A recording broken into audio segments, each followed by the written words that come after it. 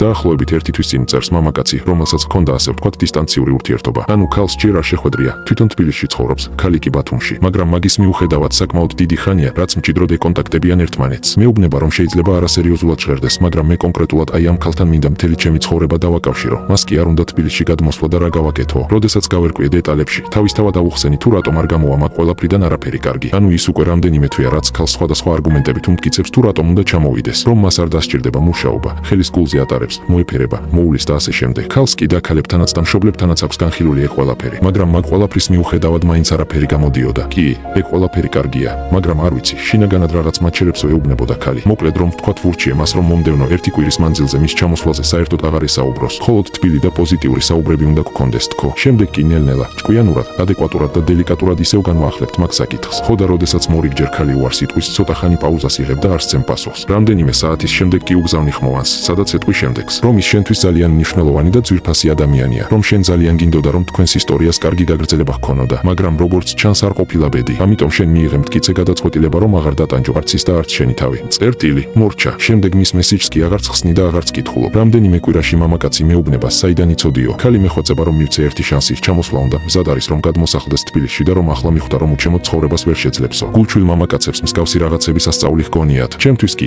ან ჩემი მეგობრებისთვის, ან არხის გამომწერებისთვის, რომლებიც უკვე ასე თუ ისე ერკვევიან ამ საკითხში, ეგ არის რიგითი, ბანალური მოვლენა. იმიტომ რომ ექსტრემალურად გულჩვილი უნდა იყოს ადამიანი, რომ დაიჯეროს ისეთი შტერობების როგორიცაა. ჩვენ ორი ჩამოყალიბებული პიროვნება ვართ, რომლებმაც იციან თუ რა უნდათ ამ ცხოვრებაში. ზუსტად ამიტომ უნდა დაელოდო ქალს, რომ ის მზად იყოს, რომ რაღაც გადაწყვეტილებები მიიღოს. უნდა დაეხმარო ქალს, რომ ის მის ემოციებში გაერკვეს. მის ბავშვობის შიშებში და ტრავმებში უნდა ჩაეძიო და ასე შემდეგ. ეს ყველაფერი არის ის, რითაც კავდებიან ინფანტილური რომანტიკოსი მამაკაცები, რომლებიც რეალობას მოწყვეტილები არიან და არც უნდათ თვალების გახილვა. და საერთოდაც ქალს გადაწყვეტილების მიღება უბრალოდ არ შეუძლია. ეგეთი ფუნქცია ქალში არ დევს. ნიშნავს თუ არა ეს ყველაფერი იმას, რომ მე გიბიძგებთ, რომ ასეთი მეთოდებით შექმნათ ოჯახი? არა, რა თქმა უნდა. მე უბრალოდ გაჩვენებთ მექანიზმს, რომ ქალთა დიდ ნაწილთან ეგ არის ყველაზე ეფექტური მიდგომა. ამიტომ შენ გაქვს სულ რაღაც ორი ვარიანტი. ან ეს ყველაფერი ზედმიწევნით უნდა შეიმეცნო და აიღო პასუხისმგებლობა ყველა იმ რისკზე, რაც მასეთ ქალთან გელოდებათ ოჯახურ ურთიერთობაში. ან ეძები უმცირესობაში მყოფ გამოსადეგ ქალს, რომელიც ემოციებზე არ არის დამოკიდებული.